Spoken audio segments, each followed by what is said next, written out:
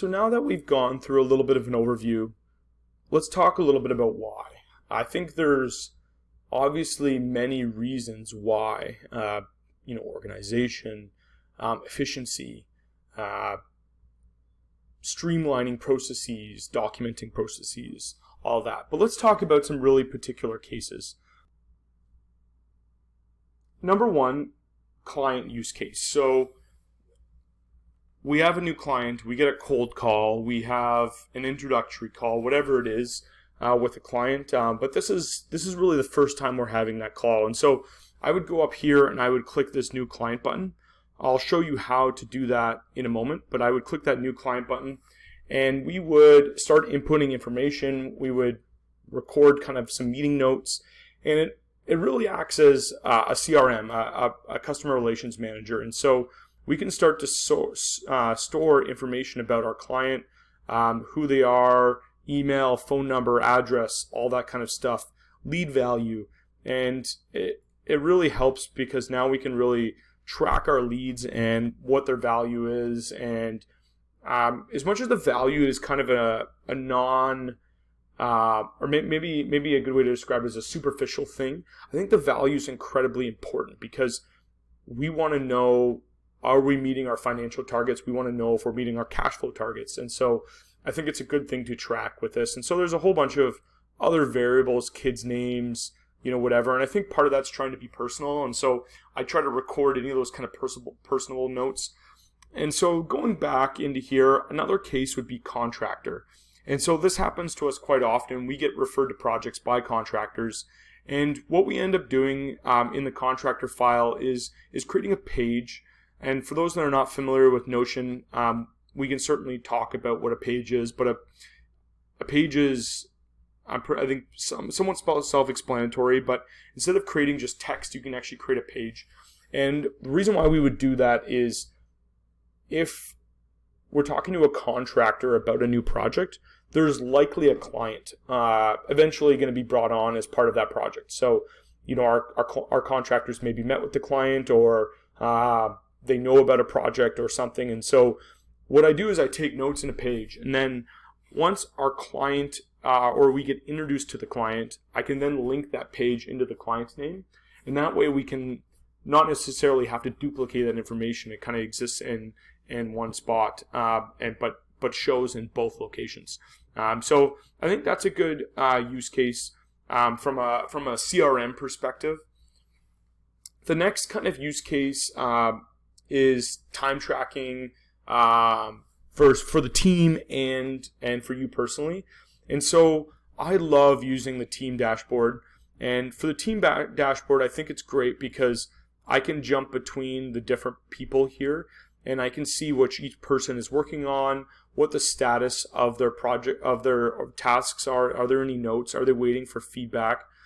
So under here, there is some different fields that we can talk about and look at there. But there's medium priority, high priority, waiting on feedback.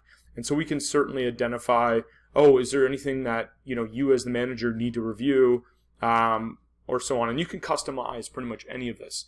And I think the one thing with the personal dashboard and the team dashboard that are both the same is we've tried to have this quick links, guides, checklists, action items, and other section here. And it just allows us to kind of jump around and utilize different tasks and create different things. So for example, we're in the process of signing a task and we notice, when we're reviewing a project, there is a Revit error. So we can click here and make a new Revit issue that we can identify, discuss in our team meeting, and then certainly implement that design change in the Revit template or in your documentation, so the people that you have working for you or you yourself don't make that same mistake again. So team dashboard, personal dashboard, I think that's a great use case.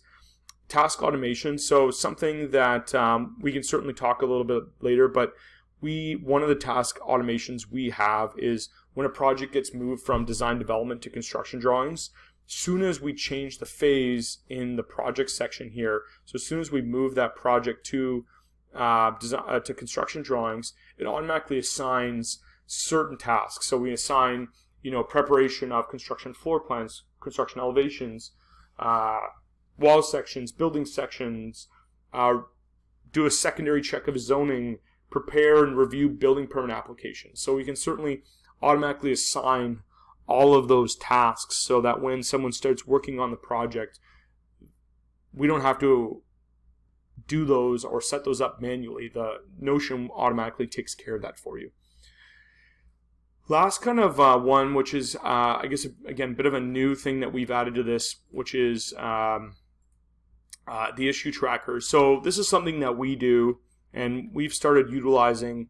And it's not really a way of calling people out, but it's really a way of documenting problems and procedures, and then implementing changes to rectify those items. So again, Revit template is a big one for us. I mean, if you use SketchUp, ArchiCAD, whatever you use, you can certainly adapt this to respond to that.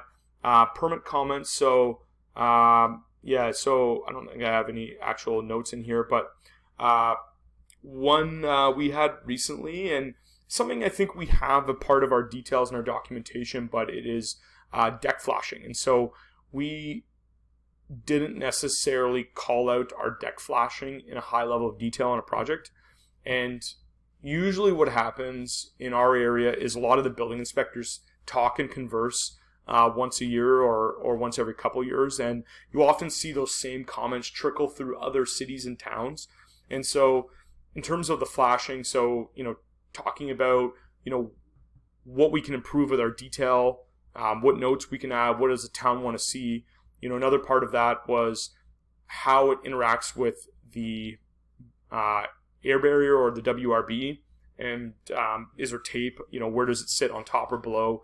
In this case, they want it to sit below, they want it to be taped, so just making sure we indicate that kind of thing.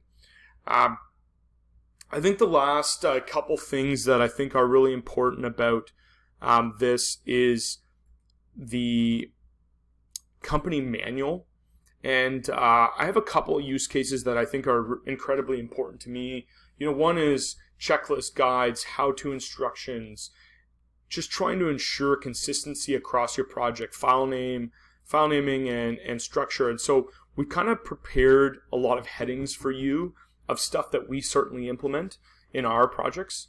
But one thing that I think that we use quite a bit is the sales process one, and it's really, I guess I use quite a bit as a sale process. And just to give you a little bit of an example, we had a prospective client meeting a few years ago, and one of my team leads was on the call, and after the meeting, she said to me, what happened? Why was that call so bad? And I think immediately, if you can imagine, I was like, oh wow, what did I do, right? I was a little shocked, a little bit struck by that. And so I think it boiled down to, I was a little bit too confident, a little bit too arrogant in myself, in what we were doing. And I didn't really sell ourselves to the client. I just kind of expected to get the project. And so the sales script was something that we developed pretty early on. And so part of it is just okay, you're having a bad day, whatever, what do you do? Okay, so start off the meeting by saying, okay, tell me about yourself, or tell me about your project. And by doing that, we kind of kick off and we kind of get some variables. By getting those variables, we can then also potentially have follow-up questions on the different elements of those variables. And beyond that, then we have a bit of a structure. So do you have a site survey? Do you have a budget? Do you have a time frame? Are there any aesthetic goals? Are there any areas in the building that, if this is a renovation, are there any areas in the building that are problematic but you maybe necessarily don't want to deal with right now? And I think that's a really interesting question, because sometimes we need to solve those problems to really solve the problem, but they just don't want to bring that up right now. And so maybe there's a way of having a phase 2 to the project. So maybe we solve the outlying kind of main problems right away, but then we leave room for a phase 2 where that other item can be solved. And so we can certainly bake some of that kind of stuff into the design process. And then the last part is the actual sales part. So, who are you? What do you do? we use Revit. We use virtual design and construction. I grew up on the lake. I do these kind of projects all the time. We try to communicate with our contractors. So just building in, what value you're adding into the project as part of that sales script. And so those are just a few examples on how I use this. And I think with the navigation up here at the top, you can really easily bounce around between stuff. So something really interesting that we use with our meeting notes, just as another example, I guess, is typically when we have a site meeting or a meeting in person, I'm often there alone, meaning that I don't have a team member taking notes with me. And so one of the things I utilize is voice memos to essentially summarize my meeting to myself, I guess, and try to, hit on all those points. And I would say when I'm in the car, as soon as I get in the car, I turn on my voice memo and just start talking. And here's where it kind of gets interesting. So there's a guy on YouTube named Thomas Frank, and we'll certainly include the link to his videos below. But he's developed basically a methodology of taking your voice memo, uploading it to OneDrive, Google Drive, Dropbox, and then automatically having ChatGPT transcribe that email and bring it into your meeting notes. So it just automatically sends into Notion, into your meeting notes. And so I found this is incredibly helpful because I find with the amount of emails and everything that I get, it's just overwhelming to then, sit there and type up another note. But if I'm already driving away from the project, I can maybe spend 5 minutes. And to be honest with you, most of my summary calls are between maybe 2 and 5 minutes long. They really don't go much beyond that, but it just helps me get all my thoughts on paper, and I can ultimately take those and build a set of meeting notes to then send to my clients. So just another example of a way of implementing this. And we'll talk through a little bit more of the intricacies on how things work and how to set things up and how to customize all this. But the overview and this kind of use case video, I think, are a great way to implement this in your company. So stay tuned for more videos on this.